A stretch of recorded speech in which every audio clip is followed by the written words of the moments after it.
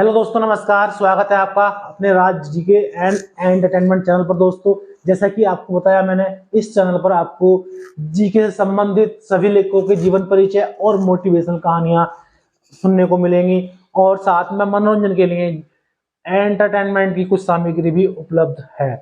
दोस्तों, आज हम एक ऐसे मोटिवेशनल कहानी के बारे में बात करेंगे। यह ऐसी कहानी सुनाऊंगा आपको जिससे आपका मन बहुत ही आनंदित हो उठेगा। दोस्तों, कहानी है वो गौतम बुद्ध की, कहानी है ओशो की, कहानी है एक चमार की। दोस्तों, मैं किसी जाति के लिए कोई टिप्पणी नहीं कर रहा हूं। अगर आपको बुरा लगे तो क्षमा, क्योंकि दोस्तों कहानी है तो कहानी सुना रहा हूं। चलिए दोस्तों, टाइम खराब ना करके कहानी पर चलते हैं। काम काम धाम के लगने का वक्त हो गया था। घर के पीछे उसका पोखर तालाब था, छोटी सी तलैया थी उसकी।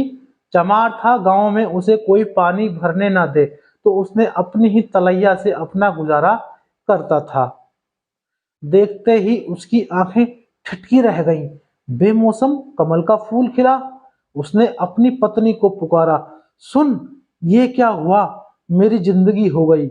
ये कोई मौसम है? ये कोई समय है? कली भी न थी रात तक और सुबह इतना बड़ा फूल खिला, इतना बड़ा फूल कि कभी खिला ही नहीं देखा। ये कैसे हुआ? उसकी पत्नी ने कहा, हो ना हो बुद्ध पास से गुजरे होंगे, क्योंकि मैंने सुना है कि जब बुद्ध गुजरते हैं तो ऐसा में फूल खिल जाते हैं। सुदास हंसने लगा। उसने कहा कि पागल, यहाँ कहाँ बुद्ध गुजरेंगे? इस चमार की झोपड़ी के पास से कहाँ बुद्ध गुजरेंगे? उसने आसपास खबर की कि पता चला कि यह सच है। शाम ही बुद्ध का आगमन हुआ है। वो इसी रास्ते से गुजरे हैं और आगे जाकर एक आमराही में रुके हैं। तो सुदास ने कहा कि क्या करूं इस फूल का? ये तो बड़ा शुभ अवसर है। इस फूल को तोड़कर सम्राट को बेच दूं, 100 या 50 रुपए जरूर इनाम में मिल जाएंगे। क्योंकि ऐसा में का कमल का फूल, तो वो फूल को तोड़कर राजमहल की तरफ जा रहा था तो देखकर चकित हो गया। राजा का रथ ही आ रहा था। अभी सूरज उग रहा था और राजा का रथ, स्वर्ण रथ, सूरज में यूं चमक रहा था जैसे दूसरा सूरज उग रहा हो। वो ठिठक कर राह पर ही खड़ा हो गया। मांजरा क्या है? रात इस गरीब के झोंपड़े के सामने से बुद्ध गुजरे, सुबह सम्राट का स्वर्ण रथ आ रहा है। इस रास्ते पर कभी आया ही नहीं। यह चमारों की बस्ती है। यहाँ सम्राट आए किस लिए? ठिठक कर खड़ा हो गया। हिम्मत ही न पड़ी कहने की कि मैं फूल लेकर राजमहल की तरफ आ रहा था। लेकिन रथ खुद ही रुका। सम्राट ने सारथी को कहा, रुको, इस सुदास को बुलाओ। सुदास सम्राट के जूते बनाता था, इसलिए सम्राट को सुदास का नाम याद था। सुदास डरते हुए गया और कहा कि फूल लेकर आपकी ही तरफ आ रहा था। ऐसा समय का फूल है। मैंने सोचा किसको भेंट करूं, ये आपके ही योग्य है। सम्राट ने कहा कि मांग, क्या मांगता है? जो मांगेगा इसके बदले मैं दूंगा। सुदास ने कहा कि जो आप दे देंगे। नहीं, सम्राट ने कहा, तू मांग, क्योंकि ये फूल मैं बुद्ध को चढ़ाने ले जाऊंगा। तू जो मांगेगा दूंगा। बुद्ध प्रसन्न होंगे देखकर ऐसा ऐसा मेरा फूल, इतना सुंदर, इतना बड़ा फूल कमल का। सुदास गरीब के मन में भी एक अमीर चाह जाग उठी कि क्यों ना मैं ही चढ़ा दूं जाकर फूल को बुद्ध के चरणों में। रोजी रोटी तो चल ही जाती है, मगर लालच भी मन में उठा कि आज सम्राट कहता है कि जो मांगना है मांग ले। लेकिन इसके पहले कुछ वह कहे, वो सोच रहा था कि कहूं 1000 स्वर्ण असरफी मांग लूं। हिम्मत नहीं बन रही थी कि 1000 स्वर्ण असरफी मांग रहा हूं।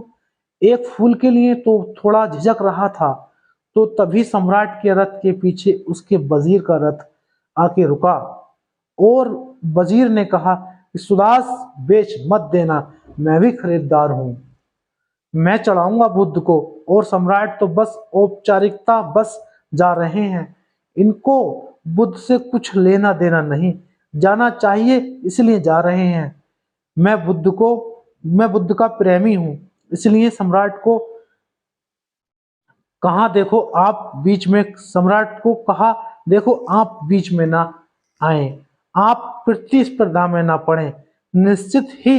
मैं आप निश्चित ही मैं आपसे निस- कैसे जीतूंगा अगर प्रतिस्पर्धा हो जाए, मगर आप बीच में ना आए, क्योंकि आपके लिए तो सिर्फ औपचारिक है जाना, मेरे हृदय की बात है।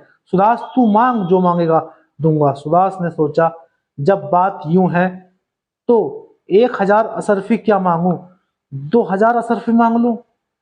मगर उसकी जुबान ना खुले। 2 असरफी मांगने में बात ज्यादा होती थी, 2,000 असरफी। और तभी नगर सेठ का भी रथ आकर रुका। उसने कहा, सुदास बेचना मत, मैं भी खरीदार हूं। नगर सेठ ने नगर सेठ तो इतना बड़ा सेठ था कि सम्राट को भी खरीद सकता था।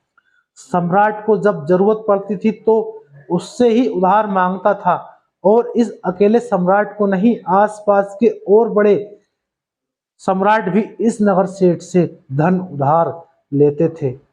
कहते थे, इस नगर सेठ के पास धन तोला जाता नहीं था, जाता था, गिना नहीं जाता था, क्योंकि गिनने की फुर्सत किसको थी। तो फावड़े से भरकर टोकरियों में असरफी गिनी जाती थी कि कितनी टोकरियां हैं, कौन गिने एक एक दो दो कर। ऐसे गिनती करने की फुर्सत किसको थी। उस सेठ ने कहा कि तू जो मांग कहेगा, लाख असरफी मांगना हो मांग, लाख असरफी दूंगा, मांग, लेकिन फूल मैं चढ़ाऊंगा। सुदास छिटका खड़ा रहा। उसने कहा, फूल बेचता ही नहीं। उन तीनों ने एक साथ पूछा, क्यों। सुदास ने कहा कि जिस फूल के लिए 1,00,000 असरफी देने के लिए तैयार हो। गरीब आदमी हूं, मगर मेरी मन की भी गहन भाव उठा कि मैं ही क्यों ना इस फूल को बुद्ध के चरणों में चढ़ा दूं। जरूर उन चरणों में चढ़ाने का मजा लाख असरफी से ज्यादा होगा। नहीं तो तुम एक असरफी न देते। नगर सेठ से उठने का उसने कहा, मुझे लाख असरफियां दे रहे हो। सम्राट राजी है, वजीर राजी है, तुम राजी हो, और मुझे ऐसा लगता है कि गांव में जाऊं तो और भी लोग राजी हो जाएंगे। मुझे इसके जितने दाम चाहिए उतने मिल सकते हैं, लेकिन अब बेचता ही नहीं। नगर सेठ ने कहा, 2,00,000 असरफी देता हूं, तू मांग, मुंह मांग। उसने कहा, बेचना ही नहीं। सुदास गरीब है, मगर इतना गरीब नहीं। चमार है, काम तो चल ही जाता है। मुझ गरीब का जूते सीने से ये मौका मैं नहीं छोड़ूंगा। ये फूल मैं ही चढ़ाऊंगा। और सुदास ने जाकर वो फूल बुद्ध के चरणों में स्वयं चढ़ा दिया। और बुद्ध ने उस सुबह अपने प्रवचन में कहा, सुदास ने आज इतना कमाया है जितना कि सदियों में सम्राट कमा नहीं पाते। पूछो इस सम्राट से, पूछो इस वजीर से, पूछो इस नगर सेठ से, आज इन सबको हरा दिया सुदास ने।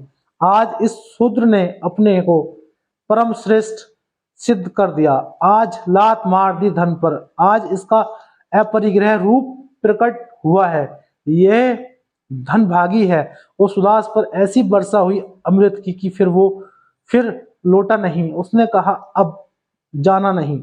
जब फूल चढ़ाने से इतना मिला तो अब अपने को भी स्वयं चढ़ा देता हूँ। सुदास भिक्षु हो गया, फूल ही नहीं चढ़ाया, खुद भी चढ़ गया। यूं कहानियां हैं कि ऐसा में बुद्ध के पास से गुजरने मात्र से फूल खिल जाते हैं।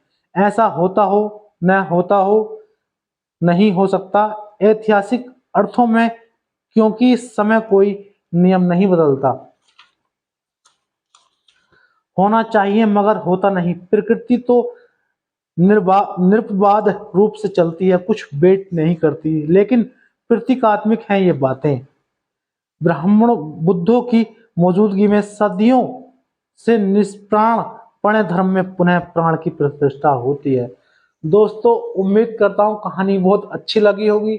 मुझे तो बहुत अच्छी लगी, इसलिए मैंने आपको सुनाई। हुआ ये था कि ये वाली कहानी मैंने ओशो की आवाज में ही अपने यूट्यूब चैनल पर डाली थी, उसमें कॉपीराइट आ गया था, लोगों ने बहुत पसंद की थी, तो इसलिए अब उस वीडियो को मैंने सोचा चलिए उस कॉपीराइट आ गया, वो वीडियो यूट्यूब ने खुद डिलीट कर दी। अब मैंने अपनी आवाज में ये वाली कहानी आपको सुनाई है।